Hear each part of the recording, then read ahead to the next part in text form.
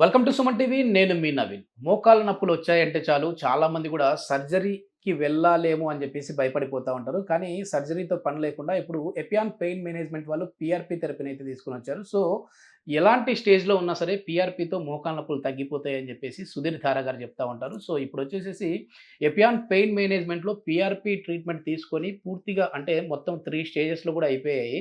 So, వాళ్ళ review ఏ విధంగా ఉంది? అసలు ఏ స్టేజ్‌లో వాళ్ళొచ్చారు? ఇప్పుడు ఎలా ఉందనేదైతే అడిగి తెలుసుకుందాం. హాయ్ సార్, నమస్తే అండి. ఆ! సార్ మీ పేరు సార్? నా పేరు రియాజ్ అండి. ఎక్కడి నుంచి వచ్చారండి? ఖమ్మం. ఖమ్మం నుంచి వచ్చారు. ఓకే. హ్మ్. ఏంటి సార్ అంటే మామూలుగా మోకాళ్ళ నొప్పులు రావడానికి రీజన్ ఏంటనేది ఫస్ట్ వేరే ఆర్థోపెడిక్ దగ్గరికెళ్ళినప్పుడు చెప్పారా మీకేమన్నా? అంటే అది గుజ్జు కరిగిపోయింది అని చెప్పారు. మందులు వాడాలని చెప్పారు. ఓకే. మందులు వాడారా?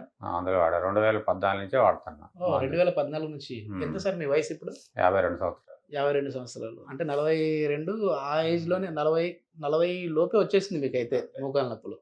ఓకే. ఏం చేస్తుంటారు సార్? మేము ట్యాక్స్ కన్సల్టెంట్ అండి ఖమ్మం. ఓకే. ఓకే. హ్మ్. ఖమ్మం ట్యాక్స్. శాస్త్రి అసోసియేట్స్ అని ఓకే. ఆఫీస్ మాది. సరే ఈ పీఆర్పీ అనేది సూటబుల్ అవుతుందా లేదా అని ఏమన్నా ఫస్ట్ మీకు క్వెషన్ మార్క్ వచ్చిందా? అంటే ఇది చాలామంది మోకాళ్ళ నొప్పులు అంటే వచ్చాయంటే ఖచ్చితంగా సర్జరీకెళ్ళాలి అంటుంటారు కదా! మందులు ఎన్ని రోజులు వాడారండి మీరు మామూలుగా? మందులు ఫస్ట్‌లో అయితే 4, 5 సంవత్సరాలు వాడా. 4, 5 సంవత్సరాలు. వాడా.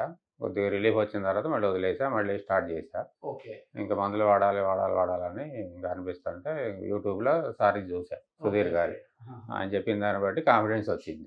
యెస్. కాన్ఫిడెన్స్ వస్తే ఇక్కడ అంతా బాగానే ఉంది. హ్మ్. ఫస్ట్‌లో వచ్చినప్పుడైతే బాగా పెయిన్‌తో వచ్చా. ఓకే. ఫస్ట్ సిట్టింగ్‌లోనే పెయిన్ కొద్దిగా రిలీఫ్ వచ్చింది. హుహు. మొత్తం ఎక్స్‌ప్లెయిన్ చేసి చెప్పారు. 2.5 ఉండాలంట అసలు మన గుజ్జు. గుజ్జు. యెస్. కరెక్టే. 2.5 ఉండాలంట. దానికి 0.7 ఉంది. ఓకే. ఓకే. గ్రేడ్ ప్రకారం చెప్పాలంటే మామూలుగా ఏ గ్రేడ్‌లో ఉన్నాయి సార్ అంటే మీకు? లాస్ట్ గ్రేడ్‌లోనే 0.7 అంటే ఇంక లాస్ట్‌లోనే ఉంది. లాస్ట్ గ్రేడ్‌లో ఓకే. ఉంది. అంటే థర్డ్, ఫోర్త్ స్టేజ్ వరకు వచ్చేసారు.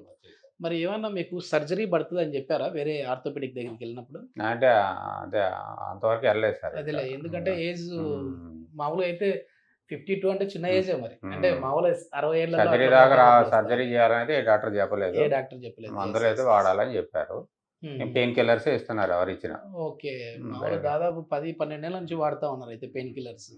ఓకే. సార్ ఏమన్నారంటే ఇప్పుడు పీఆర్పీతో ఇది తగ్గిన తర్వాత మళ్ళీ ఏదైనా మందులు వాడుతూ ఉండాలని చెప్పారా? లేదంటే ఇంక అవసరం లేదంటే మందులని ఇగ చెప్పారా? మందులైతే రాశారు సార్. ఇప్పుడు 1 మంత్‌కి ఓకే. రాశారు. ఆహా! థర్డ్‌ది అయిపోయింది. స్టార్టింగ్.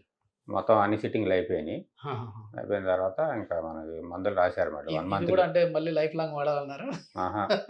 1 మంత్ అయితే రాశారు. మళ్ళీ 1 మంత్ తర్వాత రమ్మన్నారు. ఓకే. ఓకే. ఏమన్నా చిన్న చిన్న ఎక్సర్‌సైజ్ లాంటివి చెప్పారా సార్? చెప్పారండి. 3 హ్మ్. స్టేజ్‌ల దాకా చెప్పారు.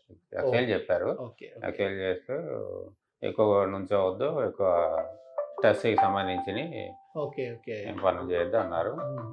Okay sir. అంటే ఫస్ట్ సిట్టింగ్‌కి, ఇప్పుడు లాస్ట్ సిట్టింగ్‌కి హ్మ్. ఉన్న డిఫరెన్స్ ఎట్లా ఉంది మీకు అండ్ నడుస్తుంటే? ఫస్ట్ సిట్టింగ్‌లో 0.7 నుంచి 0.7 ఉందని చెప్పారు స్కానింగ్‌లో అయి చేసి. హ్మ్. తర్వాత 0.9 అయింది. ఓకే. గుజ్జు పెరిగింది. ఆహా! దాని తర్వాత 1.2కొచ్చింది ఇప్పుడు. ఓకే. ఓకే. 1.2 ఉంది ఇప్పుడు. 1.2 1.5 దాకా వస్తే సరిపోద్ది. ఇంకేం ప్రాబ్లమ్ ఉండదు. ఓకే. ప్రాబ్లమ్ ఉండదు. అంటే దానికేంటంటే చిన్న చిన్న మనకి మూవ్‌మెంట్స్ వల్ల మళ్ళీ హ్మ్. గుజ్జు పెరిగితా ఉంది. అంటే మందులతో ప్లస్ ఈ పీఆర్‌పీతో పీఆర్‌పీతో. ప్లస్ 1.5 దాకా వస్తే సరిపోద్దన్నారు. ఇంకా మన ఓకే. చేతుల్లోనే మనం ఎక్సర్‌సైజ్ చేసుకుంటూ యెస్. యెస్. ఎక్కువ యెస్. ప్రెషర్ పెట్టకూడదు దాన్ని. ఓకే. ఓకే. మీరేం రిఫర్ చేస్తారు సార్? అంటే మామూలుగా ఇప్పుడు మీరు చూసారు గదా! హ్మ్. 3 సిట్టింగ్‌లో మీరు చూసారు. హ్మ్. ఎట్లా అనిపించింది? ఎవరికైనా చెప్పాలంటే పీఆర్‌పీ అంటే భయపడే వాళ్ళుంటారు కదా! హ్మ్. మోకాళ్ళకి ఇంజెక్షన్ లాగా వెళ్తా భయపడాల్సిన ఉంటారు. అవసరం ఏమి లేదు. ధైర్యంతో డాక్టర్ గారు చెప్పిన ప్రకారం మనం నడుచుకొని మనం చేసుకుంటే రిజల్ట్ అయితే ఉంది. ఓకే. రిజల్ట్ అయితే ఉంది. ఇప్పుడు నేనొచ్చేటప్పటికి ఇప్పటికి 80% రిజల్ట్ వచ్చింది. ఓహ్! 80% వచ్చింది. 80% సూపర్. వచ్చింది. సూపర్. ఫస్ట్ సిట్టింగ్‌తోనే పెయిన్ పోయింది. హ్మ్. ఈ మందులు కూడా రెగ్యులర్‌గా వాడుతున్నాను కాబట్టి పెయిన్ కూడా పోయింది. ఇప్పటికి ఫస్ట్‌కి, సెకండ్‌కి, థర్డ్‌కి ఇప్పుడు ఫోర్త్ టైమ్ రావటం నేను. ఓకే. ఓకే. ఫస్ట్ 3 టైమ్ అయితే సిట్టింగ్‌లు వాటర్ పూర్తి తీశారు. అయిపోయాయి. ఆ! ఫస్ట్ సిట్టింగ్‌లో వాటర్ ఉంది బాగా. ఓహ్! ఓకే. వాటర్ కూడా మోకాళ్ళలో వాటర్ తీశారు. ఉంది. ఆ! పీఆర్‌పీ ఫస్ట్ సిట్టింగ్ చేశారు. ఆహాహా! సెకండ్, థర్డ్ ఇప్పుడు. ఓకే. ఓకే. చేయించుకోవచ్చు. ఆపరేషన్‌కి పోకుండా ఫస్ట్ అయితే ఇది యెస్. Test yes. చేసుకొని ఇది కూడా కాకపోతే అప్పుడు ఆపరేషన్‌కి పోవచ్చు. యెస్. యెస్. ఇది మొత్తానికేంటంటే పీఆర్‌పీ అనేది సక్సెస్‌ఫుల్‌గా రన్ అవుతా ఉంది. చాలామందికి గూడా లాస్ట్ స్టేజ్‌లో ఉన్న వాళ్ళకైనా సరే పీఆర్‌పీ అనేది సూటబుల్‌గా ఉంది అని జెప్పేసేసి అంటా ఉన్నారు. సో, ఆపరేషన్ వరకు వెళ్ళాల్సిన పని లేకుండా దీంతో ముందు చూసి దాని తర్వాత మన లైఫ్ స్టైల్ మోడిఫికేషన్ చేసుకుంటూ వెళ్ళామనంటే మాత్రం ఈ సర్జరీని పక్కన పెట్టేసేసి మన లైఫ్ స్టైల్‌ని మనం హ్యాపీగా లీడ్ చేసే విధంగానే ఉంటదని జెప్పేసేసి రియాజ్ గారు చెప్తా ఉన్నారు. సో, దీనిపై మీ అభిప్రాయాన్ని కూడా కామెంట్ రూపంలో మాకు తెలియజేయండి. Thank you.